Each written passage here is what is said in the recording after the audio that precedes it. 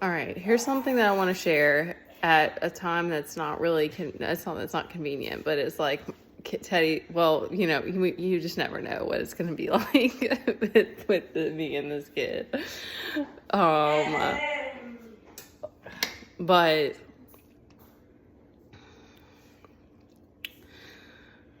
okay, let me try. I'm gonna try to like sum it up.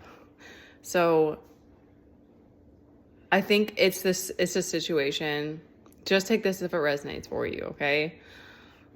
It's a situation like this is what I'm seeing now is that when when you come into contact with like I do think there's multiple people that are catalysts for your awakening, because I think in general, like, we're walking each other home and stuff like that. It's just whether you're like open to the activations and stuff like that.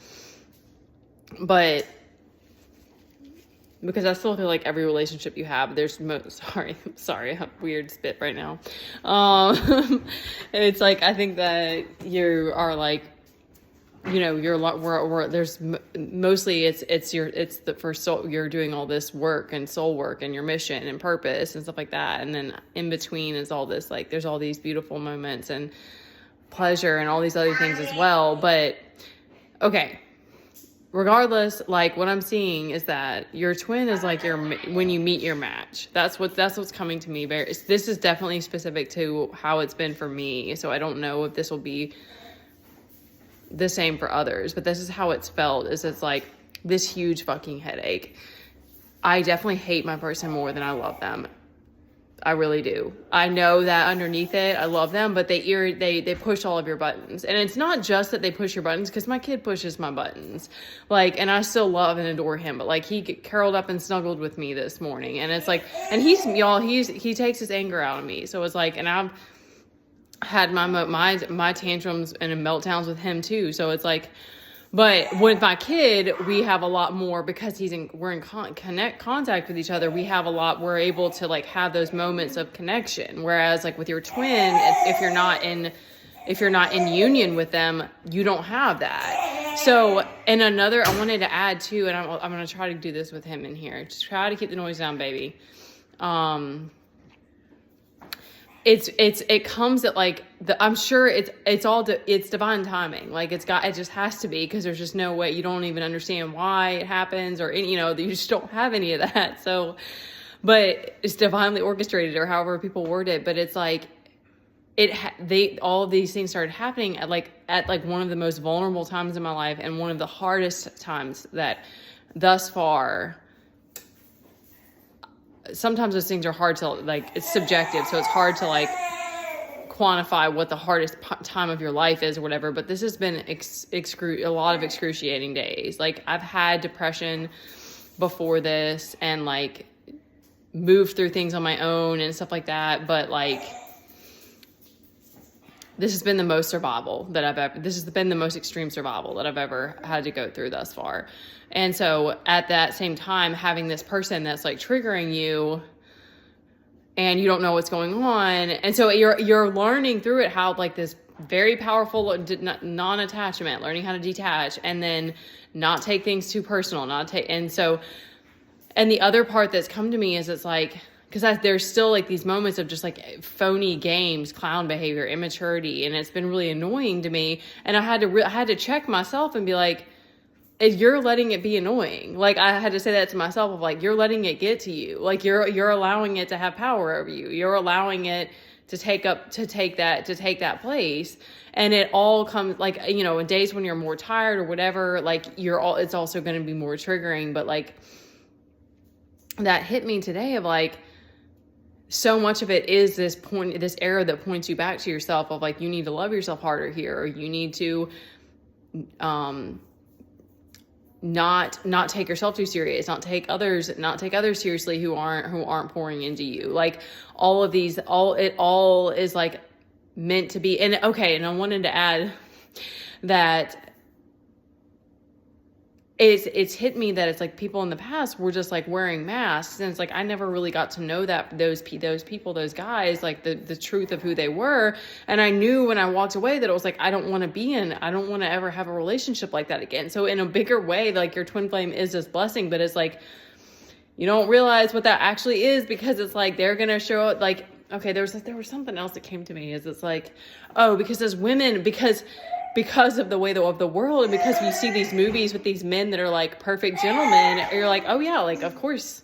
Or you watch, 50 Shades of Grey, and you're like, yeah, like I want you to do all these things to me, and then just be a perfect gentleman all the time, and just have full control, and have all this money, and just like be this like this like fantastical character that just does not exist. Like, I mean, that's a whole thing.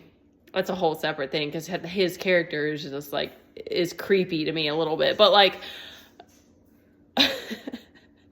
that's the thing. Like, your ego is so fucked up. Like, your ego is like a little bitch sometimes. Your ego like just wants this pampering, this perfect person to show up and just be this knight in shining armor, but then I also want you to fuck off and I don't want to be around you.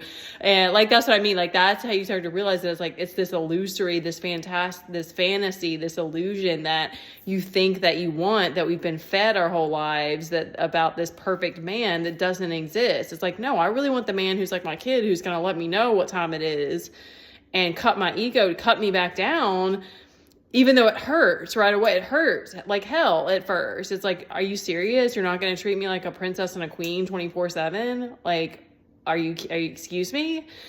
But then you ever have to sit with that of like, that's entitlement. Like, that's not, I really don't want to be entitled. I really want to be humble. Like, I don't want to think that I'm above people. I don't want to put myself on a pedestal. I think there's moments, y'all. Like, I think like, if you want to show up powerfully and you want to be like, I'm that bitch, like I'm definitely that type. And I think that everybody should do that. Like, everybody should feel that way sometimes, but it's like being able to recognize that you're not actually that bitch, or that you're not actually on a pedestal. It's like, you can be sitting on your throne, but it's like,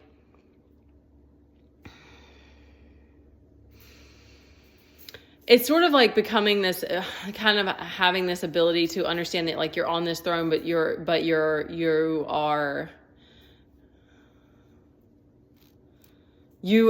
that way because you're respecting yourself to that degree.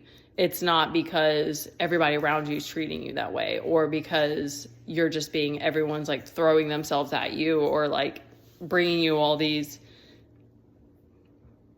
luxurious gifts or something. Like, we have to constantly check. The ego has to constantly be tamed, because it's a little bitch. Like, that's how I think of, I don't think that that's the best. I think it's like, you have to keep thinking of it like a friend, like a scared friend, like a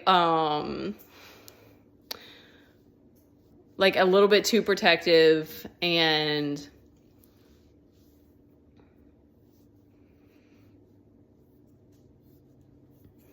okay, I'm getting carried away now with it, but that just hit me today, that it's like, in those moments, I'm taking myself too serious. And that's where all the time that you spend with God, all the time that you spend with yourself, you're learning how to love yourself through all these moments, and like through your own darkness, and like all of these things, and through your own like patheticism, like your own weaknesses and stuff like that. Like, pathetic, I don't want to say the wrong word. Like, I don't see anyone as pathetic, but like, you're through your own, struggles and stuff like that. And then there's this knowing that this person is going to be able to be this space holder for you as well, because if they're doing the inner work, they're learning how to face and accept their weaknesses too. But it's just, until that point, they're just like, they're a nuisance. Like, that's what it's like. It's just like, you're just annoying, and I really want you to stop, like, just get the fuck out of my fucking energy. But it's like, I don't know how to talk about this without just being really raw and honest, because it's just been mind blowing for me, and just been like, but then God has had to check me a bunch of times on it, and be like, you don't know what a real relationship is like. You don't really know. You don't know. Like, I do through my kid, and like,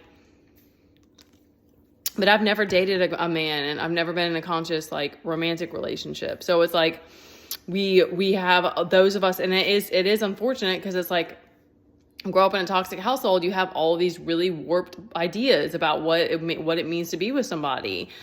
So you have to keep coming back to your heart, forgiving, letting go, getting over yourself. Like I say that to me because that helps me. It may be that you need to be more gentle with yourself. Like it depends on, you know, where you are and how much energy you have and stuff like that. But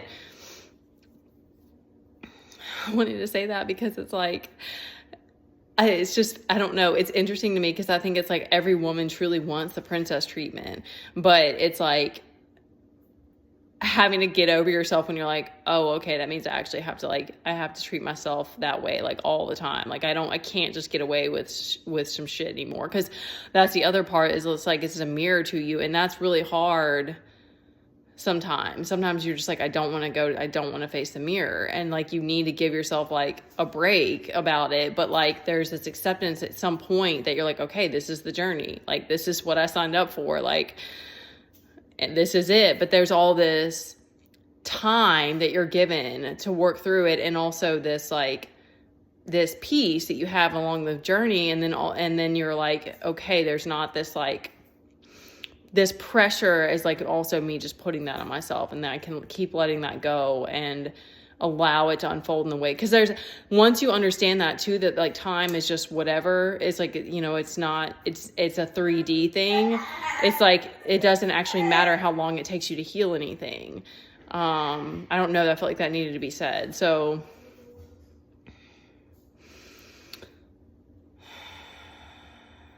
I know underneath hate and anger and annoyance is really love. I know we're love at our core.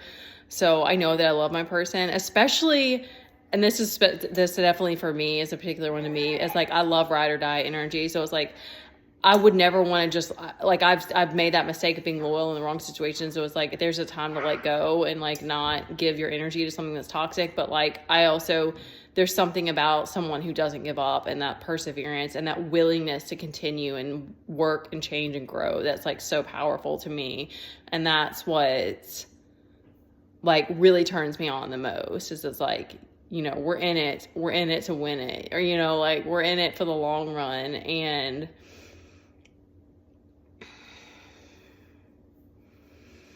what's meant to be is going to be, because it's like, it's hard to be in your heart space. It's fucking hard. So, and okay.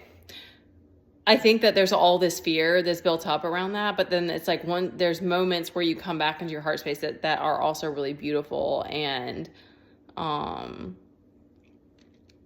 but we know there's this knowing because you've had to move through so much pain that like, there's still more pain to go through. So I think thank you.